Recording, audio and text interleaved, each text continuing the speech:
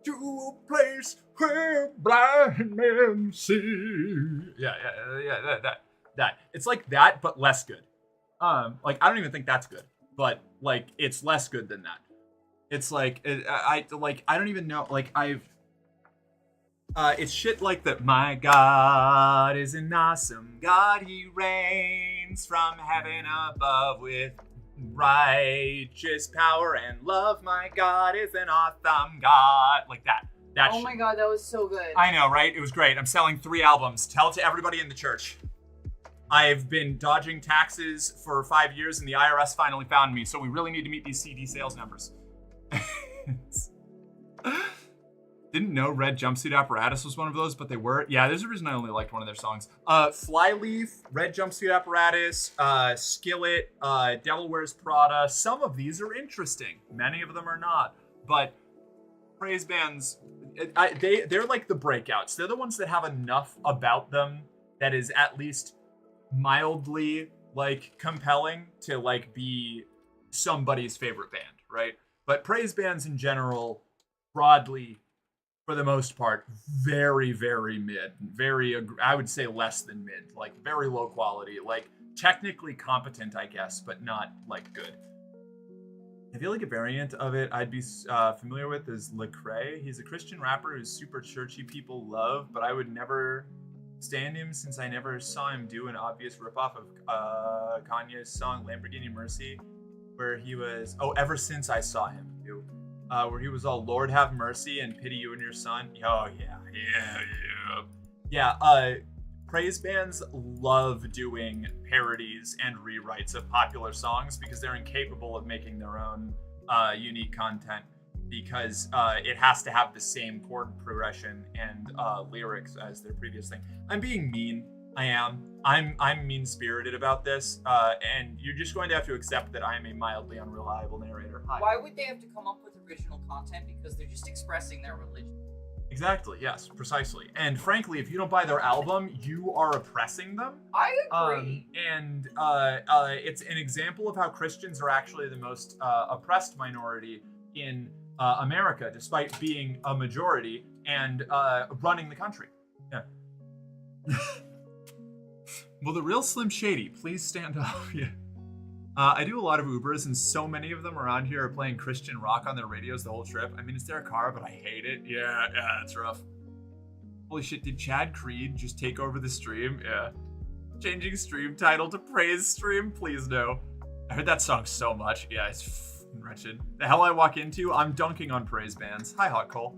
The song made me want to grab a knife and stab a very specific someone. I've heard it so many times, right? It's terrible. It's really bad. We're just doing our closing comments, you know. I'm technically supposed to be ending stream, but now I'm kind of running. I'd say Happy Wednesday, but Ozzy's passed away, so there just isn't Happy Wednesday. Aw, I'm so sorry. I know it's rest in peace to a real musician. It's a bummer. Welcome in though. You're coming in right at the end, but pleasure to meet you. The Killers are a Mormon band. Wild. Every time I run into it's like some sort of any kind of like creative that is Mormon that wasn't super obvious about it, I'm just like knocked out, baffled by it. I used to hear a lot of Hero and Rebirthing by Skillet in AMVs and Star Wars music videos on YouTube as a kid. Oh yeah. Monster by Skillet. Skillet, terrible people by the way. Skillet is Monster by Skillet and what's the other one?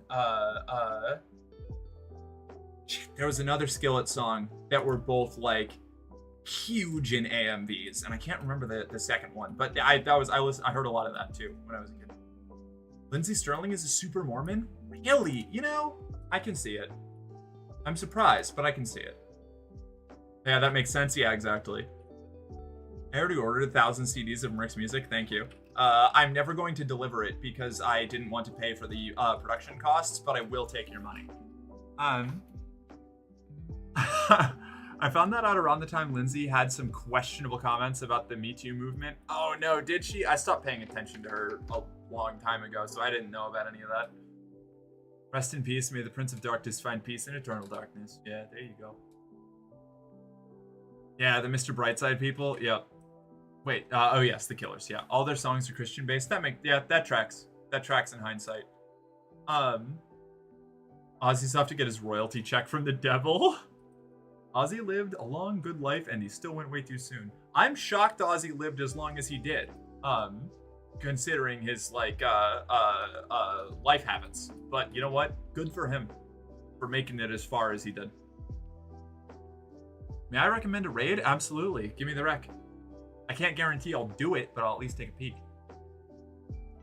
As long as I bought 1,000 worth of your music. Yeah, exactly. Yeah. You were paying attention once? Can't relate. You know, I have brief moments of lucidity. I should start looking for somebody to raid, though. It is about that. Oh, excuse me. It's about that time. Keep hiccuping. All right. Where are we going?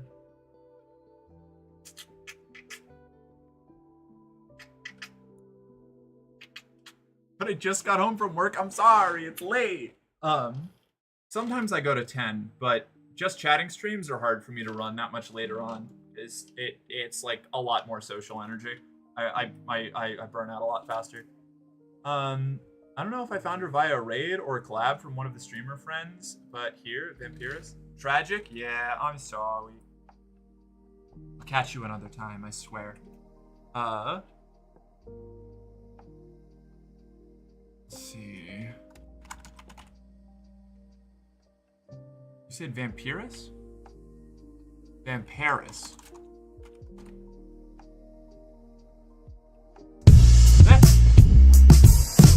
Thanks, Hook.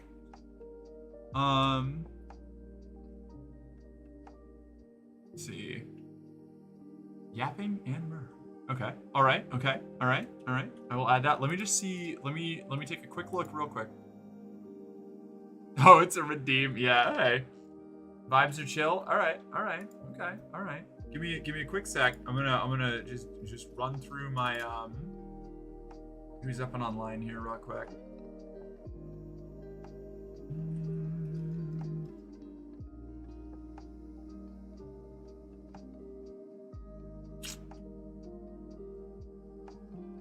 Yeah, all right. Fuck it. Let's go.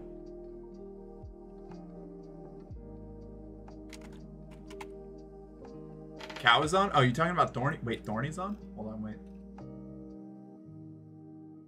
Or is this a different cow? Maybe a different cow. I don't think I know the different cow. No. All right, we'll do Vampiris. I'll check Vampiris. A spicy cow? I don't think I've ever met them. All right, let's do this. Final Fantasy 16. This is a game I don't care about spoilers for. Let's do it. Oh, I should make sure that I do this. Hold on. To redeem, my heart sank faster than the submarine that imploded last year. Why? What were you expecting? All right, let me get a raid message for everybody here. The huge.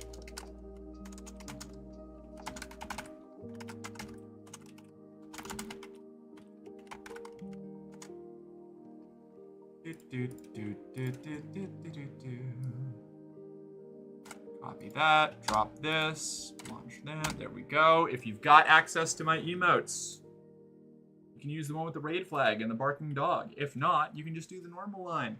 That'll be great too. Or don't do either of them. I'm not your mom. I can't tell you what to do. I mean, I can, but whether you listen to me or not, totally a different situation.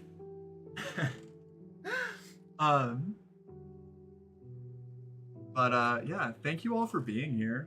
This was a really cool stream. I had a great time. I hope that all of you did too, or at least most of you. I guess some of you can have a bad time. Maybe it's your kink. I don't know. I don't judge. Most of the time. But yeah, I'll be back tomorrow. I don't know if I'm just gonna do just chatting again, or if I'm gonna start Tales from the Borderlands. Kind of up in the air. I'm feeling weird this week. I'm weird vibes. Oh shit, viewers are rating. Bye.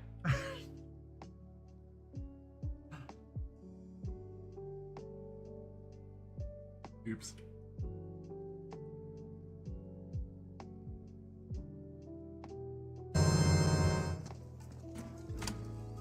Holy shit, deploy the garrison? Welcome back, Julia. Thank you. Welcome on in. How are we doing? Mercenary girlfriend, thank you for the raid. Hello, hello. Here we got Ruby, Henson for